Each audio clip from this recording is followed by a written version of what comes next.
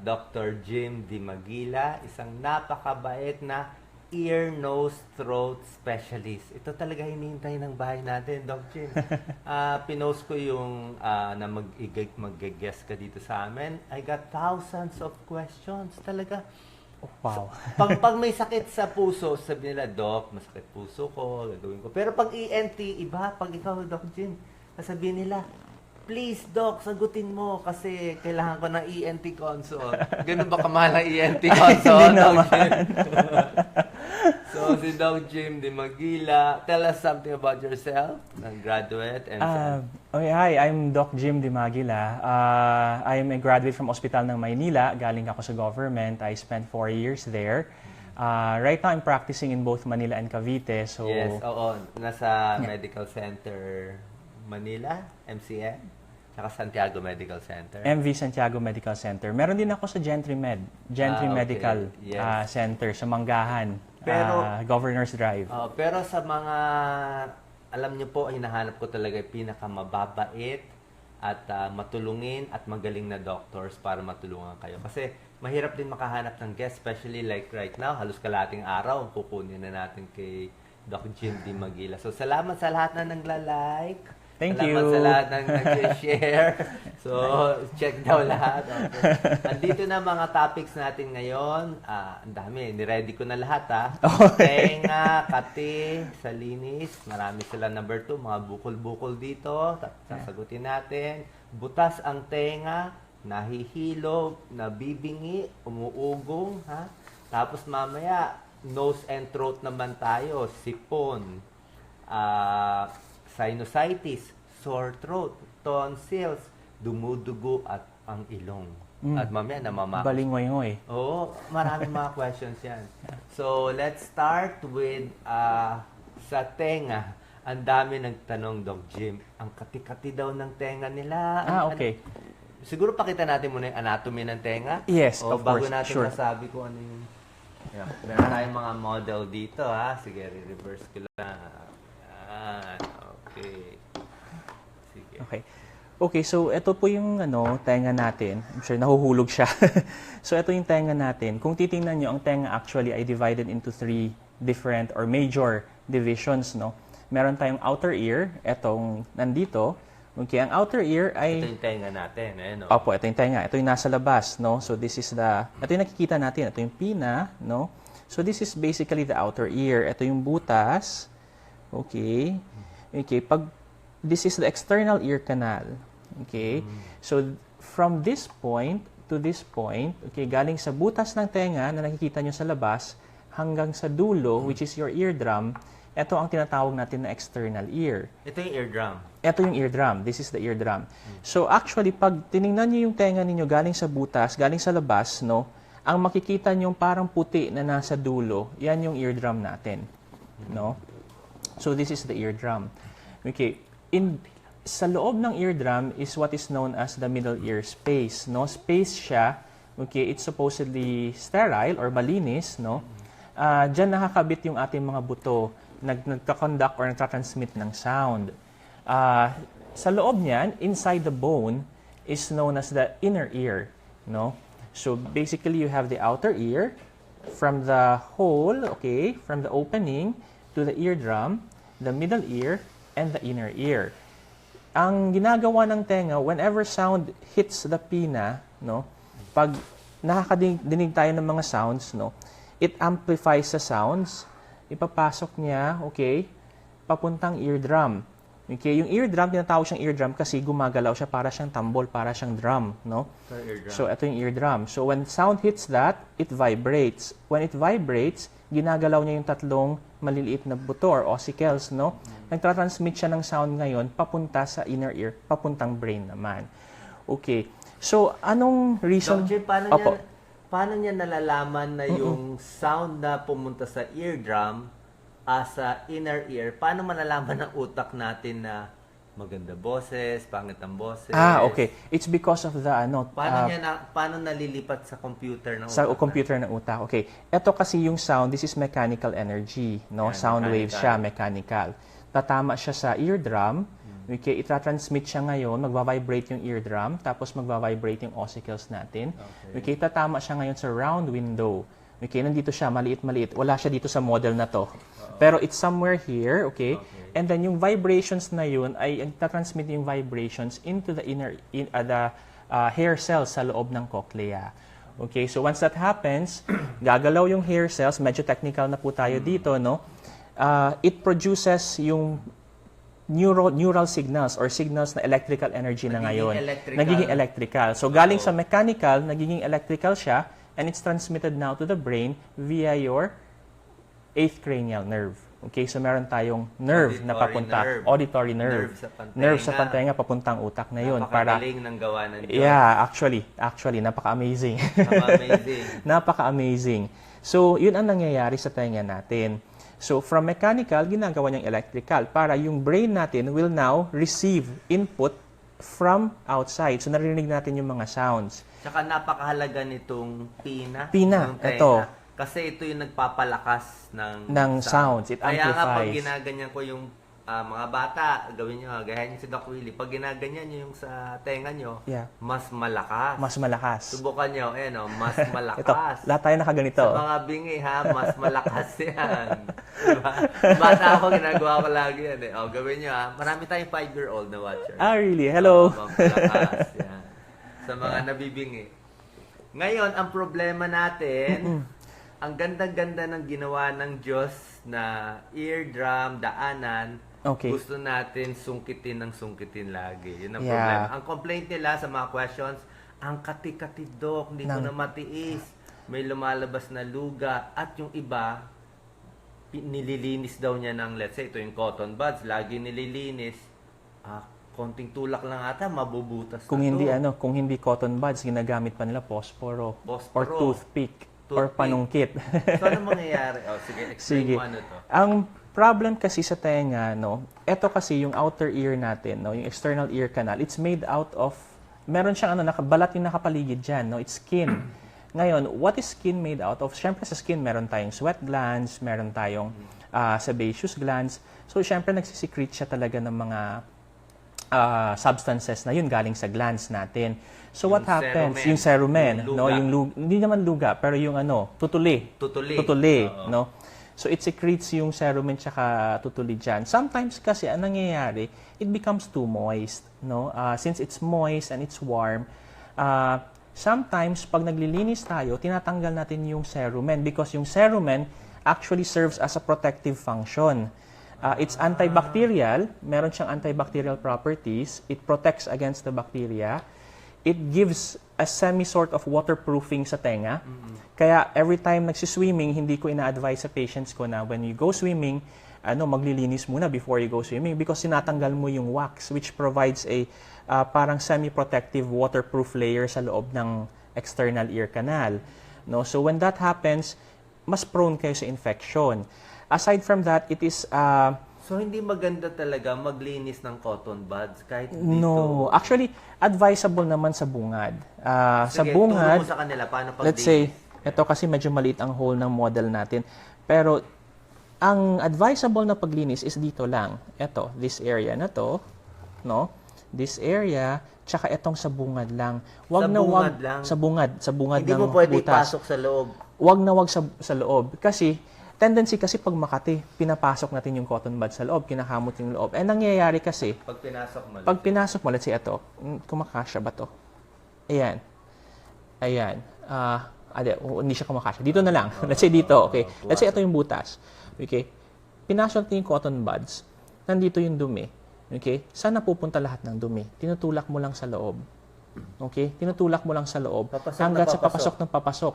Meron ako actually isang patient, this is very relevant, no? Kasi may pasyente ako last week. Pumunta sa akin kasi naglinis siya ng tenga tapos biglang nagdugo. Nung sinilip ko yung tenga niya, butas ang kanyang eardrum. Tapos lahat ng dumi na ipasok niya na sa loob ng middle ear, which is supposed to be malinis at sterile, no? Sterile. Ang nangyari kasi... So, karamihan ng nabutas ang eardrum, sarili ang nakabutas? Hindi naman po. I think, I've had only several Siguro this is my fourth ata in 4 cases na nabutas niya sa sobrang linis. Not all, because syempre, pag naglilinis ka, masakit naman pag tinulak yung eardrum eh. So, masakit naman siya. Yun siguro, so, napasarap siya, tapos tinulak niya, ayun, nabutas ang eardrum niya, nandito na yung Gaano dumi. kalalim yung lampas na? Sabi mo, mas maganda wag. Pero iba, Maganda, yeah. mga gaano kalalim yung tatamaan na yung eardrum? Siguro... Yung buong cotton buds ba? No, na yan? hindi. Yeah, yung buong cotton buds, tayang lampas lampas, natin. butasin ng Kalahati eardrum. nun, butas Siguro, na eardrum. the safe portion would be mga 1/4 of it, a quarter of it. Hindi yung kasi kung kalahati or buong Mga cotton bud, ganito butas lang. na.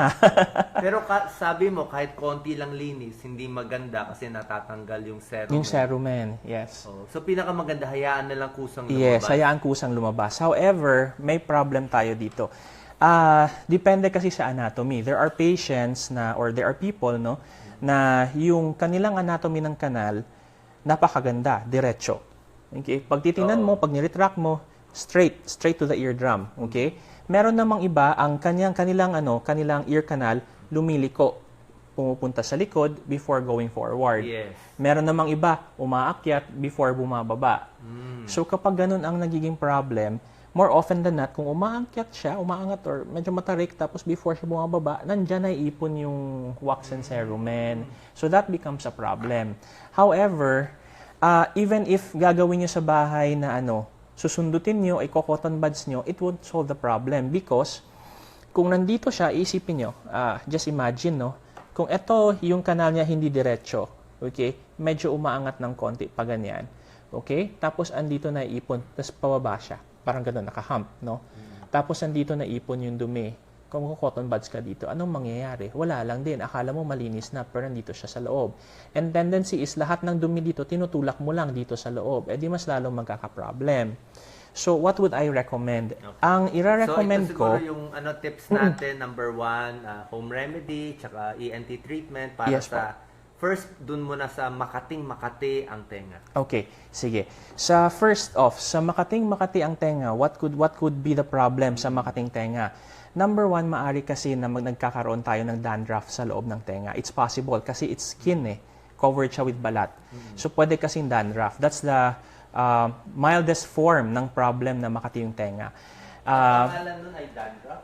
Hindi po, it's otomycosis. Otomycosis. It's otomycosis. Pero Fungal infection. infection. Hinahanturan ko lang siya sa parang dandruff. It's like dandruff, okay? So hindi siya actually dandruff. So pag nandito yan dandruff. Okay, ito yung eardrum, ito yung ear canal. Ito yung sinasabi ko. Okay? Pag for instance naglilinis tayo, tinutulak natin dito ito yung cotton buds imagine this is the cotton buds. Okay. So naglilinis tayo, pasok tayo, ikot diyan, okay? Ikot diyan, nakukuha mo minsan yung sa gilid, minsan naman dinidiin mo lang sa gilid, Tapos majority of it is tinutulak mo lang sa loob papuntang eardrum, Ito yung sinasabi kong middle ear space, okay? Ito yung ossicles, ito yung cochlea natin. Ito yung nerve, auditory nerve papuntang brain, Normally kasi ang external ear ends here at the eardrum. So pag pinasok natin, tinulak natin yung dumi, nandito lang siya, naiipon lang siya dito, hindi siya nakakalabas. Worst case scenario, tulad ng sabi ko, meron ako naging pasyente, tinulak niya, butas to. Andito na ngayon yung cerumen. And nung nilinis ko, tinanggal ko, cerumen talaga na nasa loob ng middle ear. So sa Makating tenga, otomycosis, parang Yes, fungal infection. Anong treatment natin? Ang treatment natin dyan, what you can do at home, siguro you can observe. Ang gagawin nyo, you can use actually apple cider. Apple cider or cane vinegar. Okay? Ang in-instruct ko sa patients usually is, you can try using apple cider. Kukuha kayo sa dropper, medicine dropper, tapos ita-drop nyo sa loob ng tenga. Okay? Punuin nyo yung ear canal with apple cider. Okay? And then let it stay there for siguro mga 2 or 3 minutes and then let it drain out. Do that 3 times a day. The drawback is mga ngamoy suka ka lang. Hahaluan pa ng tubig? No. Pure apple cider. Pure apple cider. It's either apple cider or cane vinegar. Tinuturo to ng mga ENT doctors? Actually, yes. It was passed on and I've also read up. Actually, meron kaming isang textbook. It's an obscure textbook. Actually, hindi siya obscure before.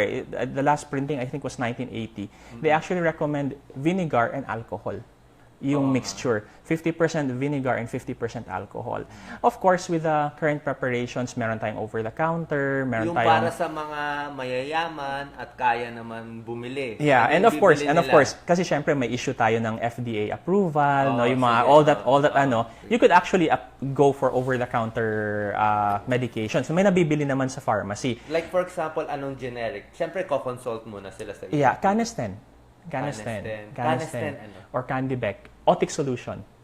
Candebec. Candibec, Otic solution. These are the mga antifungal, commercially available antifungal preparations.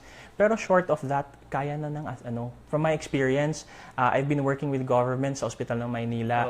Most of my patients doon, they ask, Doc, ano bang pwedeng gawin sa bahay na apple cider, kung hindi apple cider, cane vinegar, Del Monte cane vinegar. Yung kulay dilaw sa grocery. Yeah, yun. Actually, ito, 3 times a day nakaganon. 3 times a day. I'll let you in on a secret, ginagawa ko rin.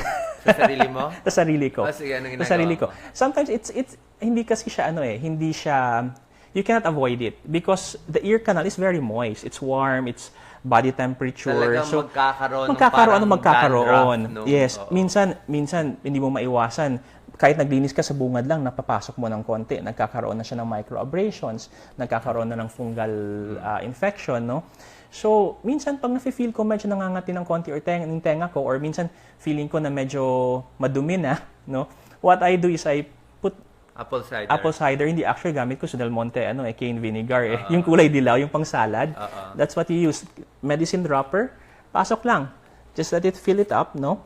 And then let it stay there for 2-3 minutes, let it drain. Ang sarap ng pakiramdam. Instant relief from itchiness. Paglabas, minsan may kasama ng konting wax. May kasamang konting wax and yung mga flakes, no? So, yun pwede nga ito lang mga ang ilang araw lang? Mga 2 days, 3 days?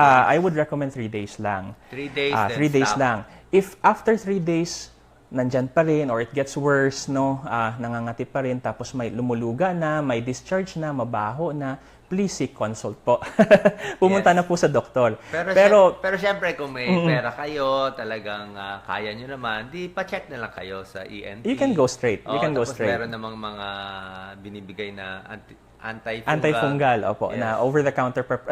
It's not over-the-counter. Kailangan ng prescription. Pero they're commercially available. Yeah, meron naman. Actually, ang problem mo lang dito, hindi mo lang siya pwedeng gawin kung nasa trabaho ka or nasa work ka. Kasi meron akong patient, Dok, namasukan ako. Bakit hindi pwede? Kasi mabaho eh. Hindi, sabihin mo kumain ka ng yung trabaho niya kasi was sa lobby siya, sa lobby receptionist. Sabi niya, Dok, nakakahiya naman pag nandun ako sa tapos mabaho. Sabi, sige, kung nasa work ka, di mag-ano ka na lang, commercially available na. Total, mayamang ka naman. So, yan ang tawag dito ay Otomycosis. or otitis externa? No, Iba pa yun. iba yung otitis externa.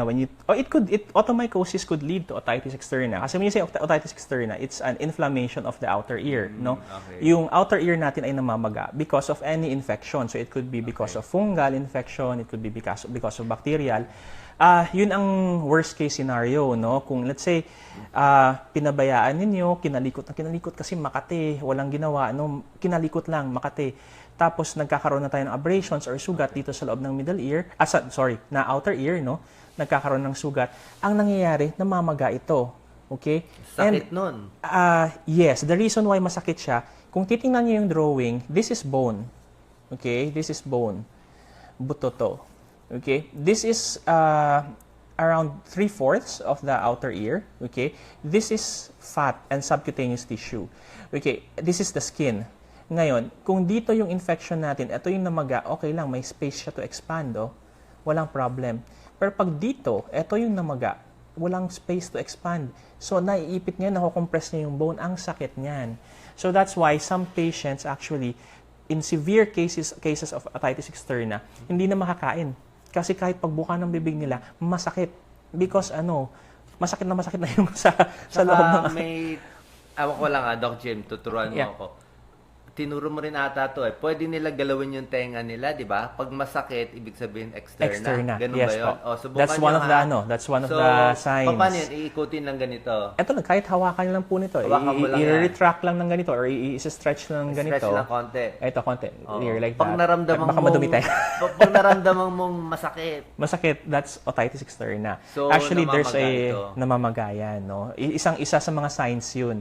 Hindi ko naman sinasabi na lahat, pero isa sa mga signs yun na pag hinawakan ng tenga, masakit, or lalo na sa mga bata, sa kids, no? no, ayaw pahawak. Ayaw ng pahawak ng tenga. Ibig sabihin, may possible, malaking possibility, may otitis externa. So, pwede yung suka?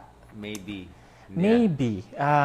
If the cause is automycosis, no? Pwede. Pero kung ibang Pwede. cause, Pero pag bacterial, hindi na. You would need something else. Pero meron pa rin home remedy dyan. Pero yun nga, sinasabi ko, after 3 days, hindi pa rin gumagaling, please seek consult. Kasi pwedeng lumala. Hindi naman lahat ng simptomas ganun na it's because of automycosis kaagad. Although majority, ito, tinuro sa akin sa medical school when I was a medical student, 80% naman talaga ng kaso is the most common one pa rin. Hindi naman yung Yung mga... fungal. The most common one, kung ano yung common for that area. Another Doc Jim, yung tutuli. Okay, tutuli. Meron daw baradong tutuli. Yun na nga, dahil kaka-cotton buds nila, nabara na, nagbibili yeah, na yeah. konti. So, anong gagawin? Anong pwedeng gawin? Gagawin sa tutuli? At, syempre, yung tips natin na sa labas na lang maglinis, Yeah. huwag na mag-cotton Yeah. buds. So, yun, tulad ng example ko kanina, I'll go back to the example kanina na tutuli. medyo yung ear canal, hindi siya diretso. Ito kasi sa picture, diretso ang ganda ng ear canal niya, no? So, let's say, for example, ito, nakataas ng konti, nandito siya, nakaumbok to. Excuse me. Andito yung yung tutuli, okay? Medyo narrow to, so hindi nakakalabas.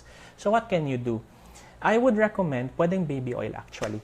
Pag tutuli, baby Oil. Babaran mo yung Johnson's ear canal, any Johnson's baby oil or any ilang baby drops? oil. Again, tulad ng acetic acid or ng vinegar, no? Sa dropper, punuin hanggang sa bungad. Mineral Okay. oil. Baby oil. Yung Johnson's baby oil. Hindi siya mineral Yeah, oil. baby Johnson's oil. baby oil. Baby oil. So, mga 3-4 drops, 5 drops, marami. 5 drops. Oo. Mga 5. Mga Pupunuin nila. 4, 5 drops. Pagkalagay, nakabend yung Nakabend ulo. yung ulo, okay? Oo. Punuin. Let it stay there for around 3 to 5 minutes and then let it drain out. Minsan, yung mga malalaki, lalo na kung hindi pa impacted, nadadala na siya. Okay? Lumalabas na siya. Minsan naman, kung sobrang impacted, it will take several days before siya lalambot at before siya madadala.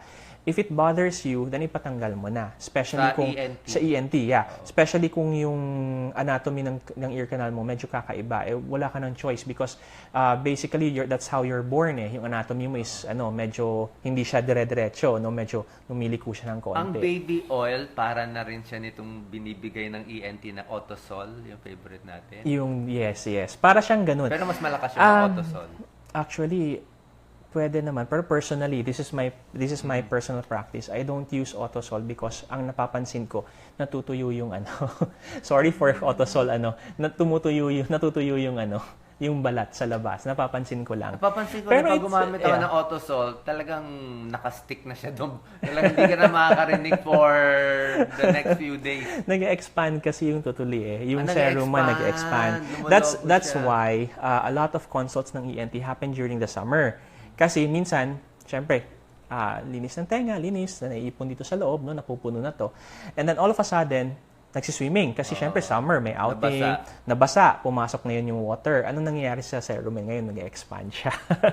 Barado. So, feeling nila kaagad, Dok, pumasok yung tubig, ayaw nang lumabas. The only reason it happened is, pumasok yung tubig sa nag-seep in, tapos na-trap between the cerumen and the eardrum. Doc Para Jim, siyang cotton. Para siyang cotton, yeah. Doc Jim Di Magila, kailangan ma-explain mo sa kababayan natin. Dahil sa mga questions, around 200, 300 sa kanila, mga followers natin, lahat sinasabi gumagamit ng cotton buds, stick, Anak ko, please, no po. nililinis nila, lalo na sa mga anak nila, kumukuha sila ng kung ano ng kutsara. Anak ko, yan ang, that's, Saka meron din yung ibang, Pupunta sa parlor. parang may mga spa Ear candling, or ear mga- candling. I or also would not meron recommend mga that. stick na scoop pang ear. Sa mga kids naman po, ito madami. Hindi ko na mabilang kung ilan ang nakikita kong ganito. Nanay or tatay, may nakita silang tutuli sa loob ng tenga ng anak nila. So, ang ginagawa nila, they get posporo or they get yung spoon, no, yung scoop. And then, sinusubukan nilang tanggalin, nililinis nila. Kasi syempre, nakikita nila sa anak nila eh. So, if hindi ka masyado sanay sa anatomy ng ear, banat ka lang ng banat, hindi ko na mabilang, ang dami kong nakitang bata na duguan na yung outer ear kasi nasa scrape off na yung skin. And then, nagkakaroon na ng otitis externa. Kasi syempre, nag-i-infect na yun, nagsasara na yung butas ng tenga, okay, nagluluga na. So, yun, kadalasan, a lot of my patients ganun. Usually, ang history, Dok, nilinis ko kasi. Ganun yung nanay or yung tatay, nilinis ko kasi. So, that's where the problem actually starts. Meron din akong patients, meron akong nakita, is foreign body naman, wax, no, sa loob ng tenga. Nung tinanong ko siya bakit nagkaroon ng wax, yung ear candling nga, parang may pinatakata yung, I'm not sure kung paano, ano yung process, anong yung ginawa. Basta may kandila eh. Basta may kandila, nilagay yung wax sa loob ng middle ear, tapos, ang rationale daw nung gumagawa is, para daw, yung tutuli ay ma-encase ng wax, tapos pagtanggal niya, dalahang tanggal na yung tutuli tsaka yung wax. Eh, hindi nila matanggal. So, yun ang naging problem. So, please, I will not recommend talaga, kalikutin yung tenga or yung sa mga spa o na hindi naman trained when it comes to the ear. Okay. So, the most you can do, the most that I would recommend, gamitin niyo yung baby oil. I would advise mga twice a month. That's enough to keep the ear clean. And then siguro every year, salin nyo sa annual physical check-up nyo, patingin nyo yung tenga nyo, or kung may simptomas, medyo nagbabara yung ear, pasilip nyo para at least naman makita kung naipon na yung tutuli sa loob. Meron din tayong mga questions, Doc Jim Di Magila, kasi lahat talaga yung mga questions eh. Ang question naman ay yung iba daw, nabutas na yung eardrum nila. For Okay. some reason, nabutas, sila nakabutas. Ano daw yung gagawin dahil butas na yung eardrum Okay. nila? Sige, let's talk muna bakit nabubutas ang eardrum, no? Yun kasi yung pinaka-common cause eh. Parang So, ganito ata, butas na. yeah, this one, I think ito yung mga pictures na to. Butas Hindi, ito this is acute, hindi pa to butas. Ito, this is butas na with effusion eh. No, so, Ano to? Tenga to mismo. Nakikita nyo ganyan yan. yeah, actually, iba-iba yung Eardrum. itsura. This is the eardrum. This is the eardrum. Kung sisilipin mo galing sa opening ng external ear, papunta, this is the eardrum. So, kung makikita mo siya coming from this angle, ito na yung view, no? Ito yung view ng tenga. So, what's the most common cause na bakit nabubutas yung tenga? Tulad ng sabi ko, this is the external ear. It ends at the eardrum. Okay, and this is the middle ear. Okay. Etong middle ear space, meron kasi itong drainage, no? Parang sa lababo, kung saan nagda-drain yung fluids. Okay, this is known as eustachian tube. Actually, it's not a drainage. Hinahalin tulad ko lang siya sa drainage. Pero this eustachian tube actually serves to ventilate the middle ear or nagpapasok siya ng air sa loob ng middle ear, no? This eustachian tube, okay, functions as ventilation, drainage of fluid, no? And anything na dyan sa middle ear, it equalizes and maintains balance, no? So, what happens normally? Pagka nagkasipon tayo or nagkaubo tayo, let's say because of allergic rhinitis, it's another topic I think later, Doc Willie. Allergic rhinitis or let's say nagkaubot sipon, upper respiratory tract infection, what happens is that minsan inflammation causes the eustachian tube to close, no? Or nagbabara because of inflammation. So, what happens is that the fluids here in the middle ear, okay, naiipon siya, hindi siya nakaka-drain. This is known as eustachian tube dysfunction, no? Or hindi na siya nagfa-function properly. Hindi na siya nagve-ventilate. Dahil sa sipon. Hindi na siya nagda-drain, yes, because of the sipon. So, anong nangyayari? Naipon ngayon yung fluid dito sa middle ear. So, once naipon yung fluid dito sa middle ear, okay, pag naipon, it gets to a point na the eardrum is now stretched, no? Nagsistretch siya. So, actually, marami tayong stages. This is, again, a bit too technical here na, no? When we talk about the different stages. Pero, para at least maintindihan lang natin, it gets to a point na yung eardrum ay sobrang stretch na hindi niya na kaya yung pressure, puputok na siya. Okay? So, in short, Dr. Jim Di Magila, yung iba nagkakaroon ng sipon. Yes. Diba? Tapos pag sipon, parang nabibingi-bingi na konti yung ear. Kasi nga, nababara na yung daanan dito sa Yes, eustachian tube. Tama. Dahil sa sipon, hindi makababa yung mga liquid, kaya yung eardrum medyo na-expand. Yes, Kaya parang nag-expand. iba pakiramdam nila. At kung lumala yung sipon, may Yes. ganong klase na puputok yung eardrum. Puputok yung eardrum talaga. Meron ba silang magagawang home remedy para hindi pumutok? Meron Yung bang eardrum. parang ganito yung pinipress? Alam ko Okay. yung tinuturo. Yes. Pinipress yung ilong tapos lulunok. Lulunok, Or okay. sisinga ng sarado yung ilong. Ilong, yes. Ano bang mga Actually, strategy? those are equalization procedures, no. Ginagawa yun to equalize the middle ear, to force air in or out of the middle ear, no. I would not recommend it pwede yun naman gawin, no, tansyahin, pero hindi ko lang siya nire-recommend kasi I have had patients na sa sobrang singa, no, gaganon sila. Siyempre, lalabas nila yung sipon nila sa singa, sa what tissue or ano, no. Or minsan, sadyang ginaganon nila. Sobrang lakas ng pressure na puputas din yung eardrum. No, na-perforate yun yung eardrum. So, nakakabutas pala ng eardrum Kung sobrang singa na naka-close yung ilong, the pressure, syempre, sobrang taas yan. Minsan, it's not enough na hindi niya kaya yung pressure, puputok siya. Lalo na kung may laman na yung middle ear. So, ang tip no? natin sa kababayan natin, bawal suminga ng malakas. Malakas, yes. Gano'ng Tansyahin kalakas lang. ang malakas? That's up to you na. Siyempre, mga bata, yung iba talaga, di ba? Yeah. Nakita Kung ko, ano, iba mga if- jeepney driver, sabi lang, sisinga na talagang may pagganong pa. Yeah, kung ano naman, kung Gaano medyo kalakas kung ang masakit malakas? na, if you feel that may pain na sa tenga pag sumisinga kayo, stop na. Yun na yung limit ninyo. Kasi Dahan-dahang singa lang. dahan-dahang singa lang. Kasi kung totodohin nyo pa yun, edi mabubutas na yung eardrum ninyo. Tsaka sa'yo hindi advisable. Paano yung galing airplane? Yeah, yun. O This is mataas na ano. lugar? So kung hindi siya advisable, what is advisable then? I would advise chewing gum. Chewing gum Okay? na lang. Chewing gum. Kasi the act of chewing, okay, opens the eustachian tube. Binubuksan niya yung eustachian tube. Pag nag-chew tayo. Bakit? So, Bakit dinadrain niya. Kasi nakasling siya So, sa kailangan kumain sila na kumain. chewing gum na lang. Chewing Or gum. kumain ng kumain. Pero kung diet ka, chewing gum na lang.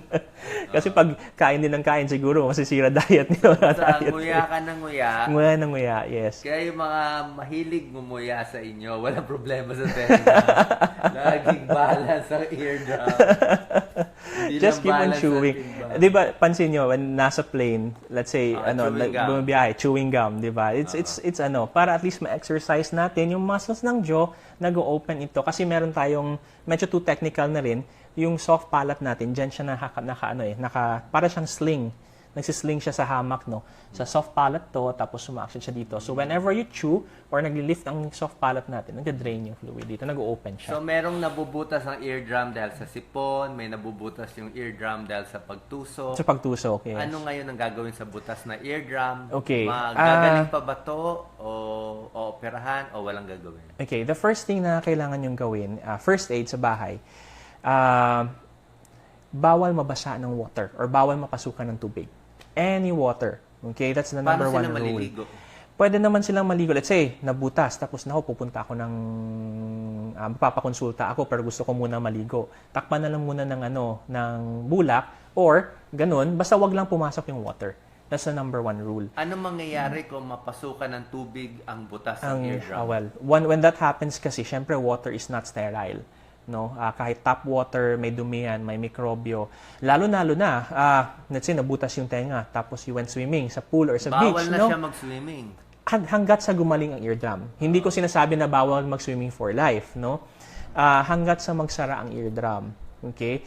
So, ang nangyayari kasi, pag napasukan ng water yan, ang water kasi nagka-carry siya ng mikrobyo or ng bacteria. Pag pumasok yung tubig dyan, magkakos siya further ng infection. So, anong pwede nyo gawin? First aid sa bahay, let's say nabutas, natulak, okay, nagdugo na yung tenga, or biglang pumutok, nagdugo yung tenga, it signifies kasi na perforate ang eardrum natin, no? What can you do? Agua oxinada. Pwedeng agua oxinada. Kahit okay? butas ang eardrum, pwede ang agua Yes, oxinada. pwedeng agua oxinada because nililinis mo siya. Paano kung pumasok yung agua oxinada sa middle ear? Lulunokin mo siya. Malulunok Malulunok lang, mo siya, walang yes. problema. That's also one indicator na butas ang eardrum mo. Pag if you put liquid inside your ear, no, tapos nalalasahan mo siya, ibig sabihin butas ang eardrum mo kasi pumapasok siya sa middle ear, nagda-drain siya sa eustachian So kahit tube. tubig pumasok, pwedeng nalalasan. Yes, nalalasahan mo siya. Pero wag nga water. The first aid na pwede mong gawin sa bahay is agua oxinada. Clean it out, no? Tapos, let's say, Paano magsasara yung butas na eardrum? it actually heals. Especially sa mga kids, pediatric patients, ang bilis mag-heal ng eardrum. ang bilis mag-heal ng eardrum. Nagsasara siya kaagad. No? So, ang, Pero ang alam ko, yung mga nabutas mo ng cotton buds, minsan hindi nagsasara, di ba? May sukat na hindi na magsasara. Hindi naman. Because as long as naalagaan mo, nagawa mo yung first aid, naagwa-oksinada mo, napatingin mo siya, nagpakonsulta ka sa doktor, tapos nabigyan ka ng antibiotics and the proper drops to help it heal, no? Ang taas ng healing rate ng eardrum. No, meron nga akong isang patient sobrang infected ng tenga because na-perforate niya yung eardrum niya, yun kakalinis, kinakalikot niya. Nabutas, na-perforate yung eardrum, nasa barako siya. Di ang ginawa niya, sabi niya, first aid, magsiswimming ako sa dagat. Kasi yun yung first aid sa mga sugat eh. Di pumasok yung water, sobrang infected. Dinilinis ko, inalagaan, no? After 3 weeks, nagsara. Maganda ang eardrum niya. No? Especially for young patients. So maganda yun, kung nagsasara, alagaan mo lang. Agwa-oxinada for a few days. Yeah. Kaya nga, Ano pa purpose ng agwa-oxinada kung malinis naman? Antibacterial. Yung Para sa alam sugat. ko, Doc Jim, bumibili nung parang plug dito. Earplug, yes. Earplug na parang rubber. Silicone para hindi or na rubber plug. That's for pag naliligo, para at least safe yung tenga, hindi pumapasok. Pero hindi yun pwedeng gamitin pag nagsiswimming sa beach or sa pool. Because, lalo na pag sumisisid, meron ako yung Dok, pwede bang, kasi bawal Dok, gusto ko mag-swimming, gusto ko maligo, pwede bang, mag-earplugs na lang ako. Sabi ko, pwede naman kung tampisaw lang, pero hindi ko pa rin nire-recommend kasi may possibility pa rin na pumasok sa tubig. Pero, kung ang sabi niya, hindi Dok, kasi gusto kong sumisid, gusto niya nang sumabay sa parang cliff diving or sabi ko, wag, because at deeper pressures, the deeper you go sa tubig, sa dagat, any body of water, the higher the pressure is, pwedeng maitulak yan sa loob. Magiging foreign body obstruction yan. So, tapos yung iba naman ng butas na yung eardrum, meron kasi tayong mga questions. Ninisip ko pa lahat ng questions na nabutas na yung eardrum, ilang years na, hindi na gumagaling, lagi na may luga. Ayun. Ano gagawin sa gano'n? Ayun.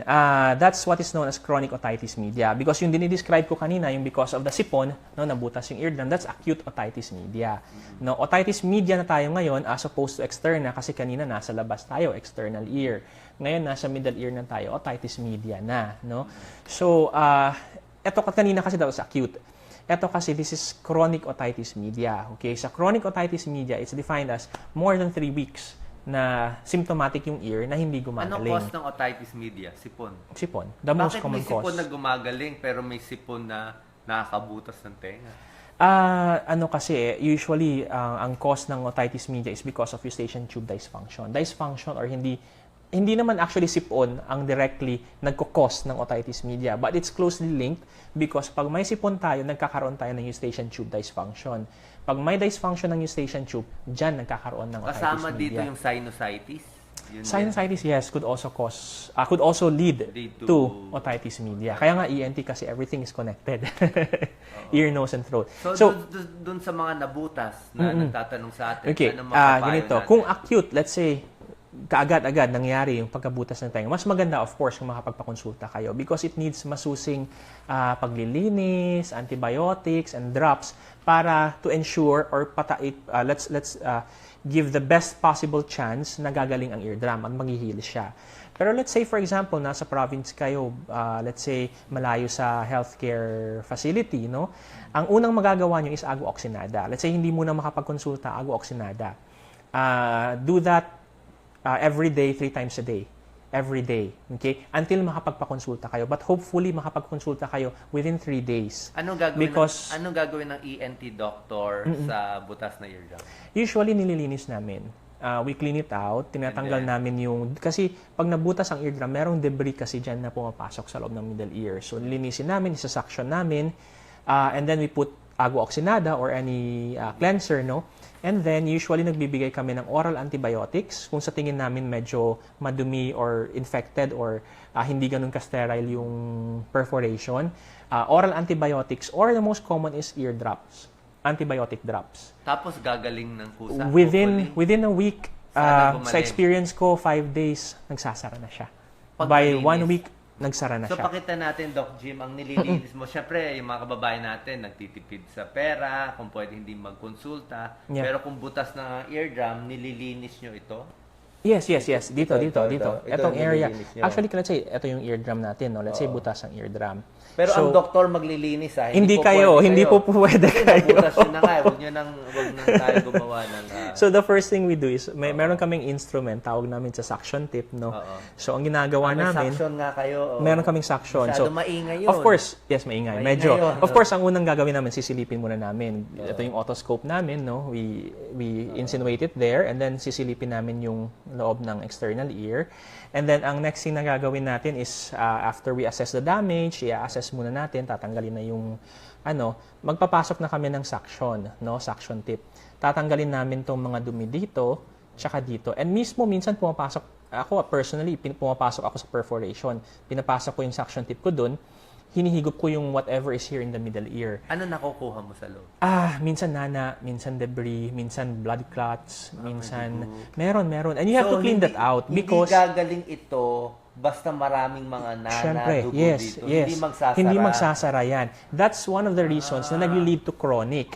Kung napabayaan, let's say, kasi ang nangyayari kasi kadalasan sa acute otitis media, masakit ang tenga. Masakit because stretch ang eardrum, Okay. no? So masakit.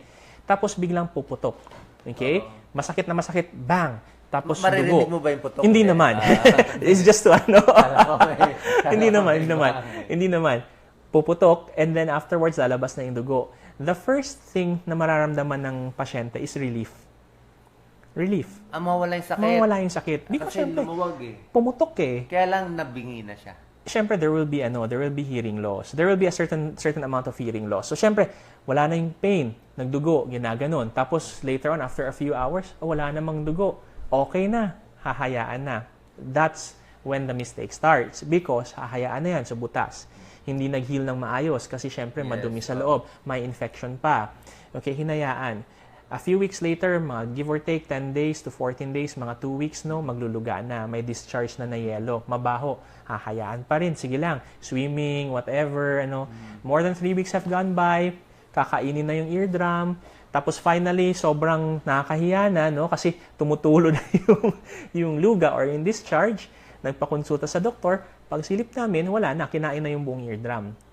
Chronic otitis media na siya. So when that happens, medyo mas mahirap na siyang gamutin.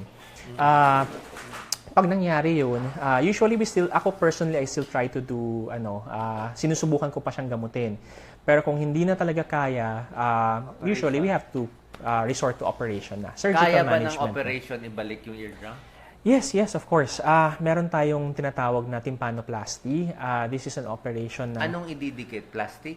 Hindi po. We get a graft.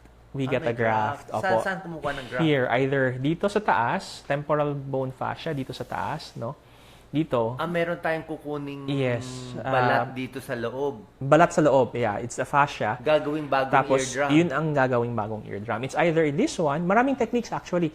You could use this one, yung fascia dito. You could also use the cartilage of the external ear. Ito, wag na lang i-zoom sa ear ko kasi honestly, magtatapat ako sa inyo. I don't clean my ears. Ako rin, hindi ako nagkikili. Hindi ako naglilinis ng tenga ko. Mula nung nabatahan yung tenga ko, nagbalik-balik ako kay Dr. Elmer de la Cruz. Every Okay. month, Every month. kaka-clean before. Kahit sa labas, hindi ko na kiniklean. Ini-clean niya. Kasi nakita ko, pag kinilin ko yung labas, nawawala yung flow nung nung cerumen. Nung cerumen, nawawala. Mula nung hindi ko kinilin, wala nang problema. Kasi ang kasi... labas na siya ng labas. Para siyang agos ng... River. o River, yes. Kaya kiniklean ko lang dito lagi sa labas. Pag mayroong oil dito sa labas, happy ako doon. Sabihin, lumalabas eh. Actually. Pag walang oil dito, wala. Barado sa Barado. Ipon ng ipon. Balik ng balik sa doktor. Bayad tayo ng bayad. Actually kasi ang gawa ng Panginoon napakaganda. Oo nga. It's Na hindi mo kailangan linisin. engineered to the point na dapat ang kasi ang direction ng flow ng dumi is outwards. Palabas. That's a normal. That's natural, So pag natin nililinis, pinapasok natin yung cotton buds, edi nagbabara ngayon yung pumapasok. We're preventing yung flow ngayon ng cerumen outwards. Edi naiipon sa loob. So, Diyan ang nagkakawas ng tagline problem. natin ngayon, ang linis ng tenga ay barado. Parang gano'n. Parang Diba, parang The ganun other nga. time kasi ang guest namin, pwede. Ang ihi ng ihi ay wagi. Sabihin, pag laging umiihi, good. Good, kidney- kasi kidney good pa. kidney function. Kasi kaya Okay. pabaliktad, pag linis ng linis, hindi siya Hindi siya magitalo. Lugi. So, yung operation, Oh, mahal lots. ba? I mean, Depend. I mean, iba-iba yung price. Pero Yeah, on the iba-iba. average, On the average kasi, if you go to a private institution, medyo may kamahalan talaga siya because we use 100,000? some institutions actually mga ganun and higher pa nga eh. Higher than that pa. May narinig ako nasa mga 300 eh. 300,000? Narinig ko yun. I Huwag don't naman nilinis, ha? yung operation yung Ayaw operation. natin ng 300. Kahit anong PhilHealth mo, wala. Wala, I mean kasi Kasi syempre may graph ka pa. yeah, you have to understand din po. I think kailangan maunawa din ng mga listeners or mga nanonood, no? Ay po.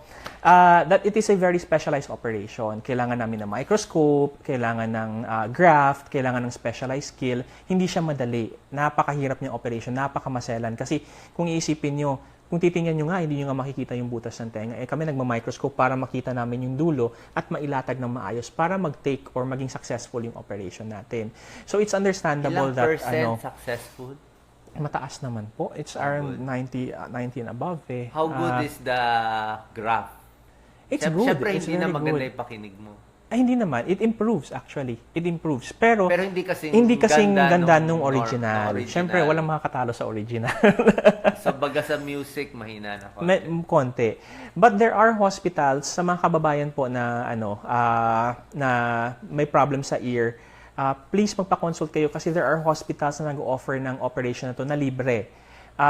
Galing po ako ng Ospital ng Maynila at sa Ospital ng Maynila po, kung taga Maynila po kayo, libre po yung operation na yun. No, all you have to do is pumunta lang po kayo sa OPD, no, sa ENT department sa ground floor or sa second floor yung ward namin tinitibag. Nasa third floor kami temporarily kasi inaayos and nire-renovate. So, just look for any ENT resident, magpakonsulta kayo for free. Pipila nga lang kayo, pero at least gagaling yung tenga ninyo. And then, isa-schedule kayo for the operation after the labs have been done, no? And libre po yan kung taga Maynila po kayo. Ano pa ba? Yes po, I'm still with Hospital ng Maynila as consultant staff. Yeah. Mahirap Ev- na case every sa'yo. Thursdays nandun pa naman ako. Libre. In the morning. Every Thursday, Hospital ng Maynila. Taga Maynila po. Sa mga taga Makati Sabihin naman, mo na merong lang, taga OSMAC. Maynila.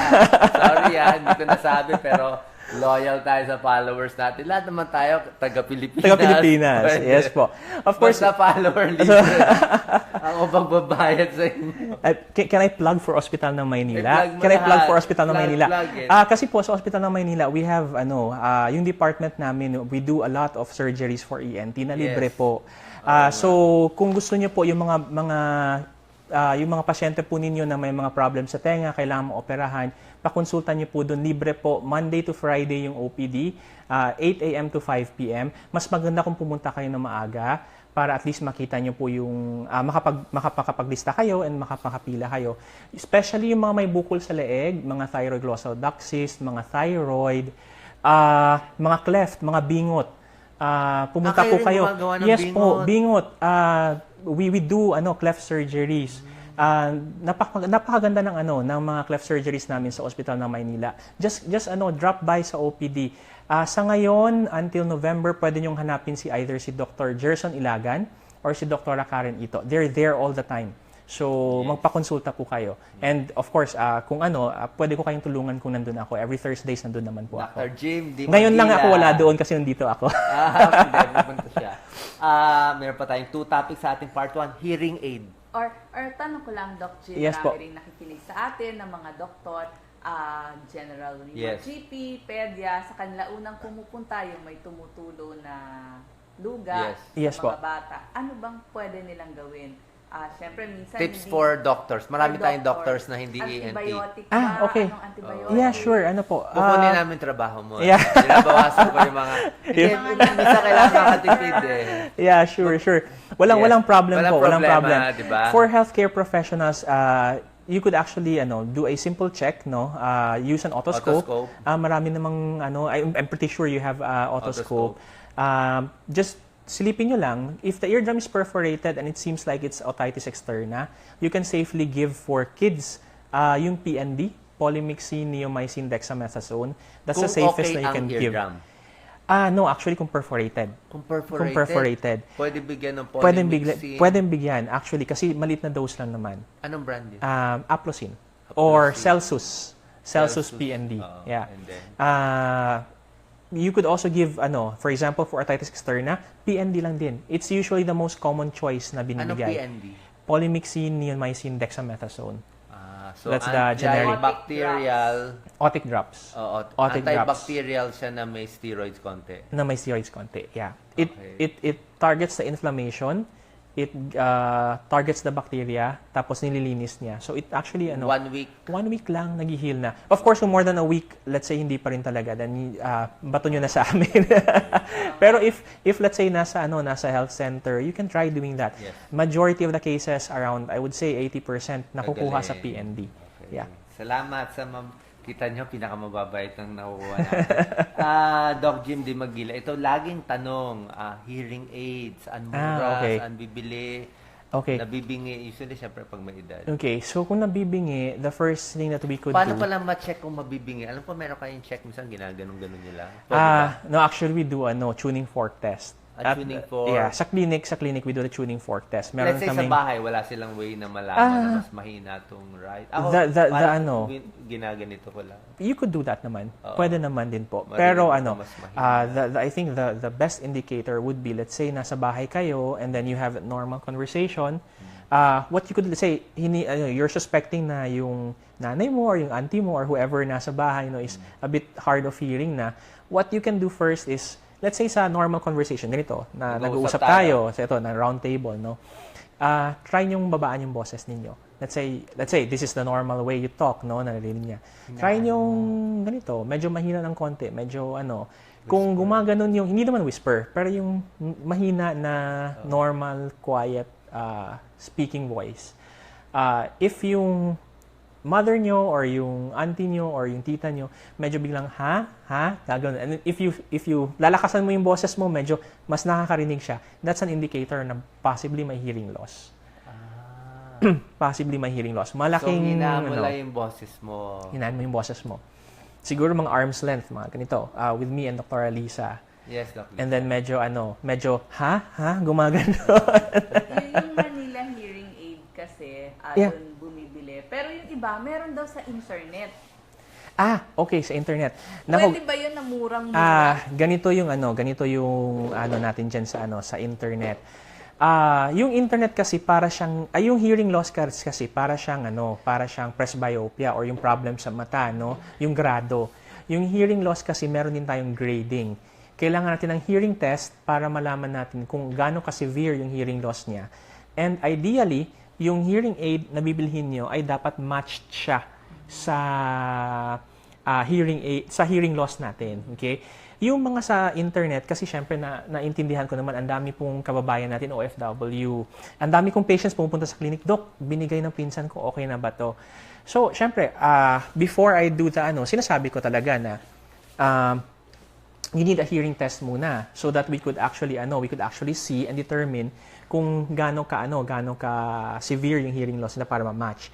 Pero nandiyan na kasi yung hearing and sayang naman, I can understand minsan pinapadala galing sa abroad, no? Pwedeng sukatin. Okay? So sukat nyo. If nag-match siya, di well and good. Mas magandang magandang balita yun kung nag-match siya. Actually, I do that sa clinic sinusubukan kong i-match. Kasi sayang nandun na para hindi na yung sukat, basically o yung lakas. Kasi hearing aids kasi they function as amplifiers. They amplify the sound. Tapos meron siyang microphone, nire-receive niya, tapos binubuga niya sa ear natin, no? So I try to do that. Kung let's say, Doc, okay na Doc, maganda. O wag mo nang galawin ang setting na to, yan na yung setting mo. So for a while it works, no? But meron talagang hindi talaga nagma-match. So when that happens, then I would advise you go to a center na nag-o-offer talaga ng hearing test with speech and then ima-match with a hearing aid. Magkano yung ganito? A hearing aid is like a cell phone. No? Meron tayong basic model, meron tayong pataas na model. Ang pinakamura na alam ko is 35,000 na model for the hearing aid. No, yun yung basic. Meron naman tayong mga, syempre if you want the high-end yung May nakita akong 600 medyo lang. Yun yung generic, Dr. Willie. That's the generic, that's the generic. Pwede ba yung 600 pesos lang? Yun nga yung sinasabi ko, pwedeng i-try. Pwedeng i-try. Pero, syempre, hindi mo rin makukuha kaagad. Let's say, kung nag-match siya, tsumamba siya na nag-match siya, then that's good. No? Then that's good. Walang problem. Go ahead and use the hearing aid. Pero kung hindi talaga siya nagmamatch, and kadalasan hindi talaga nagmamatch because you need to, kailangan mo kasi i-match yun eh. Then I would recommend pumunta ka na sa specialist for the hearing aid. Actually, in Manila Med, we have a center doon sa room 301. You can actually come to my clinic and pwede ko kayong i-recommend sa room 301. We have a center doon for hearing. No? We do the audio and then the speech. And then meron din supplies of hearing aid. So, pwede ko kayong matulungan, mabigyan ng konting discount when it comes to the hearing aid.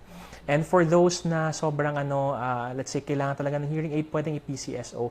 There are ways na kayang i-PCSO yung hearing aid para at least maganda yung hearing aid ninyo at hindi yung Pero of course, kung wala talagang ibang choice, yung 600 Dr. Willie na nakita na sa let's say sa internet at nabili and wala talagang choice, then that's better than nothing. Pero make sure lang na yung hearing loss natin ay it's because of let's say presbycusis or pagkatanda at hindi from other causes because there are other causes of hearing loss. Pwede kasi yung hearing loss natin is because of may infection, no, or may because of other causes na kailangang i-investigate. So that's why I would still recommend magpakonsulta kayo. Yung when mga it comes to that. teacher naman at nanay, paano malalaman na bingi pala ang kanilang anak na bata? One very good indicator of that is poor performance in school. Let's say, for example, sa exams, nagfa-fail sa exams or hindi ganun not doing well in school, no? Parents could actually ask their teachers na, "Ma'am, pwede bang sa harap ko paupuin yung anak ko?" No? And try that. If nasa harap na yung anak nila, and then nag-improve, mas maganda ang performance ng anak nila, mas magandang then possibly, it could be a lot of things. Hindi ko sinasabi it's because bingi yung bata. Pero mataas ang possibility na possibly nahihirapan siyang makinig because nasa likod siya. Hindi niya naririnig yung instructions ng teacher. Or it's either that or malabo yung mata. So Doc isipin Jim. natin na may Opo. batang bingi. Kasi baka hindi aware ang mga tao na ang bata ay Ay, bingi. nabibingi Okay, rin. yeah. Meron. Doc Jim, Yes po. ang bait-bait mo daw. Doc Jim, sabi nila, kamukha mo daw si Dr. Coco Martin. Okay, Coco salamat po. Martin. So, kailangan marami ka na talagay ko, kailangan niya ng pre-operation. Okay, kita. Kung sino man nagsabi na si Doc Coco Martin na. Maganda daw Sa magpaliwanag probinsyano. si Doc Jim. Yan ang gusto natin. Bago natin tapusin ang part 1 of Jim, yung about hilo and vertigo. Yeah, okay. Opo. Diba, minsan sa tenga din, ano bang... Okay, what causes vertigo? Vertigo kasi, ang problem kasi sa vertigo, sa tenga kasi natin, yung tenga kasi natin, limit sa kaalaman ng marami, no? Yung tenga kasi functions for balance. Okay, nasa loob, kaya nga yung nerve na yun, yung 8th cranial nerve, it's known as the vestibulocochlear nerve, no? Vestibulo, Asan dito yung balance? actually hindi siya kita dito. Hindi siya It is kita inside dito. the Doon sa isa. yeah. Ayun, yung sa isa. Ito natin sa balance. Eto. Okay, this is the inner ear. Okay, nagpalit tayo ng Buti si Doc Willie, ang daming ready diagrams tayo. So, Magagalit yung followers mo. Sabihin, ang liit-liit, mag-mini studio kayo, hindi ko makita yung picture. so ito yung inner ear natin, no. So this is the cochlea, no, cochlea, and then ito yung semicircular canals natin, tatlo siya, no. Yung semicircular canals, diyan actually yung organ for balance natin, no. So actually ang ginagawa ng tenga, it orients us kasi ang balance natin is an interplay of tatlo. Visual, orientation natin visual, proprioception, yung natin, feel of the environment. So, let's say, nakaupo akong ganito, meron akong sensory input from the chair to my thighs and to my butt, no, na nagsasabi na nakaupo ako. Tsaka yung paa ko sa floor, no, it orients me na, this is proprioception. The other one is yung sa tenga natin. It orients me na, ito yung position ko. Okay. What happens sa vertigo? Ito kasi Pag yung nahihilo sa mga vertigo. sa may mga vertigo, yeah. Ito, this is assuming kasi marami tayong causes of dizziness or hilo. Pero this is assuming yung problema natin ay nasa tenga. What happens? Meron kasi tayong tinatawag na otoliths, no, or mga bato, mga maliliit na bato dito sa semicircular canals, no. Etong mga bato na to ay para siyang nagfo-function as I would describe it as level. Alam niyo po yung level sa carpentero. Yung when they do construction, may level siya. Okay? Nandun siya. Now, when these stones or itong mga bato na to, move na ganun, it sends neuronal information sa brain natin kung saan ang orientation natin. Okay? Na nakaganito tayo. Minsan, itong mga bato na to ay nadi-displace, napupunta kung saan-saan. Okay? Once displaced sila ngayon, hindi na ngayon malaman ng brain natin kasi pag displace sila, ano-ano yung, let's say for example, itong buttons na to, pag pinindot ko tong button na to, it tells me that I am in a horizontal plane. Pag ito naman, nasa vertical ako or nakatagilid ako. Ngayon, kung yung bato na yun na nasa horizontal ay napunta dito sa vertical, okay, nag-iiba ngayon yung position kasi iba yung buttons na pinipindot niya. Pero, yung mata mo, tsaka yung proprioception, yung feel mo, ay nasa horizontal. So, nahihilo ngayon yung brain natin, nahihirapan siyang correlate saan ba talaga ako, nakatayo ba ako or nakahiga ako. So nahihilo tayo. Kaya pala nahihilo, kadalasan din dahil nga sa tenga, minsan like to si Doc Lisa, nakahiga, biglang umupo, pagising, Opo. nahilo na. Nahilo Tapos ako. yung mga bata, wag nyo to gawin, pero alam ko gusto nyo gawin, di ba? Umiikot sila. Sa merry-go-round. Diba? Merry-go-round, or iikutin mo yung kalaro mo ng 10 beses, mabilis. Mabilis, yeah. So, inikot-ikot mo to. Yeah, inikot-ikot mo yung Kaya talagang parang ganun, mabavertigo ka. parang ganun yung effect. Mahihilo talaga. No, so usually yung ginagawa? Usually meron naman tayong mga Ang tawag natin dito ay benign positional vertigo. paroxysmal vertigo.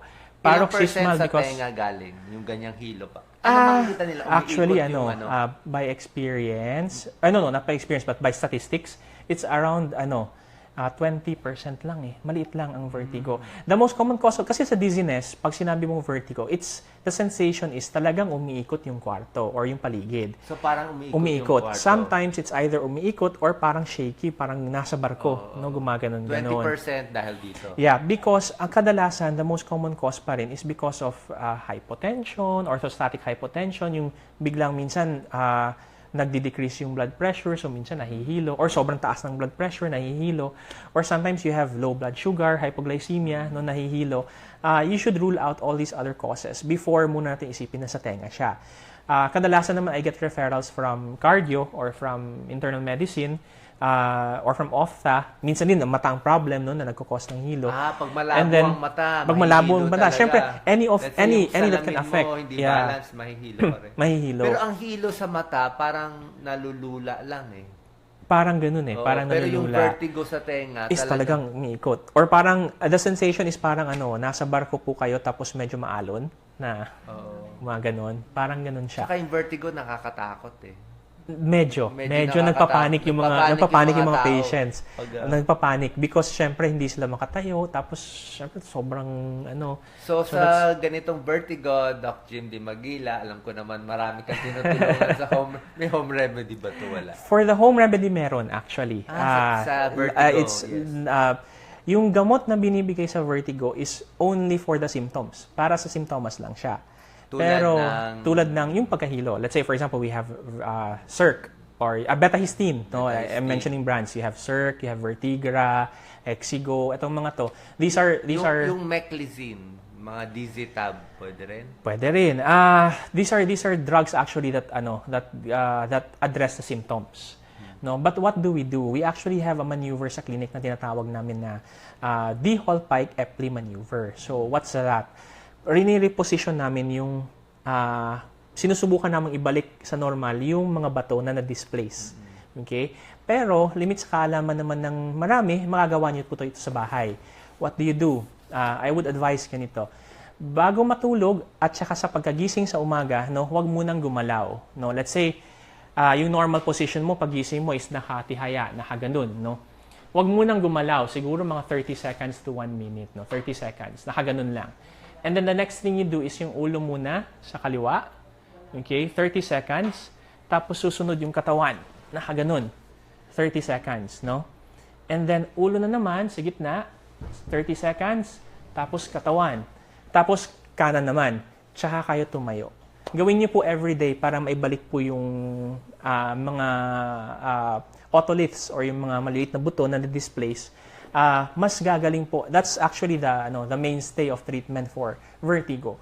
Kasi kung magda-drugs tayo, it only addresses the symptoms. Hindi niya ina-address yung cause ng vertigo. Kailangan ba bagong gising o pwede gawin kahit anong oras? Pwedeng gawin kahit anong oras, especially pag nahihilo. You can actually do it anytime. Pero Pwede I would ba ulitin recommend it. natin, para masanay sila. So, Sige po. nakahiga. Nakahiga. Let's say, pagising, nakaganito. higa-higa. Nakatihaya. Okay, nakaganon.